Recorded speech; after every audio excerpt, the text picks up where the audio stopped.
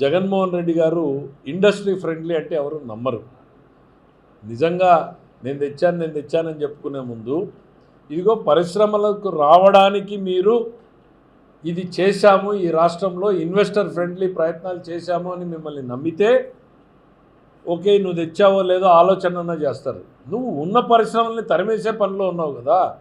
5 ఏళ్ళు నీ టార్గెట్ ఉన్న పరిశ్రమల్ని తరిమేసావు. అమర్ రాజా 12,000 మందికి ఉద్యోగాలు ఇస్తూ ఇంకో 12,000 నుంచి 18,000 మందికి ఉద్యోగాలు ఇస్తాము, మేము పెడతామంటే ఉన్న వ్యవస్థని మూసేదానికి పొల్యూషన్ కంట్రోల్ బోర్డుతో నోటీస్ ఇచ్చావు. ఇంకో వ్యవస్థను రాకుండా ఉంటే వాళ్ళు తెలంగాణకి వెళ్ళిపోయారు. 18,000 ఉద్యోగాలు గ్రామీణ ప్రాంతాల్లో చదువుకున్న పిల్లలకి ఇచ్చే ఉద్యోగాలు రాకుండా చేసావు. ఇట్లాంటి ఎగ్జాంపుల్స్ నీ అకౌంట్లో పెట్టుకుని ఉన్నవాడిని తరిమేసి వచ్చే సంస్థల్ని నేనే తెచ్చాను అంటే ప్రజలు నమ్మడానికి సిద్ధంగా లేరు. జగన్మోహన్ రెడ్డి గారు అసలు మీరేందో ప్రకటించండి, ఈ రోజుకైనా చెప్పండి, ఎస్ నేను ఇండస్ట్రీ ఫ్రెండ్లీ పరిశ్రమల్ని తీసుకొస్తాను, వచ్చిన పరిశ్రమల్ని తరిమేయను అనేది మీ నోట్లో నుంచి చెప్పండి. నేను అడుగుతా ఉన్నా ఈరోజు.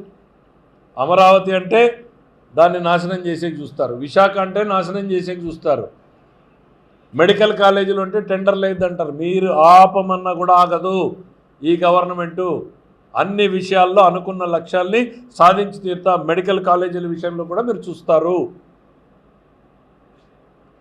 ఈ రోజుకైనా మీరు స్టేట్మెంట్ ఇవ్వండి, నేను ఇండస్ట్రీ ఫ్రెండ్లీ, పరిశ్రమల ద్వారా మా పిల్లలకు ఉద్యోగాలు రావాలి, రాష్ట్ర ప్రభుత్వానికి ట్యాక్సుల రూపంలో పన్నుల రూపంలో ఆదాయం పెరిగేలా చేసేదానికి నేను పాజిటివ్గా ఉంటాను అనే మాట నీ నోటి నుంచి అనండి.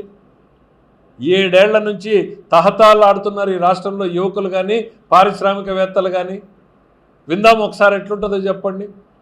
24 గంటలు కొడదాం తందాం ఇవే బండబూతులు వినేటువంటి పరిస్థితుల్లోకి వచ్చాం కదా. ఒక్కసారి పాజిటివ్గా మాట్లాడి చూద్దాం.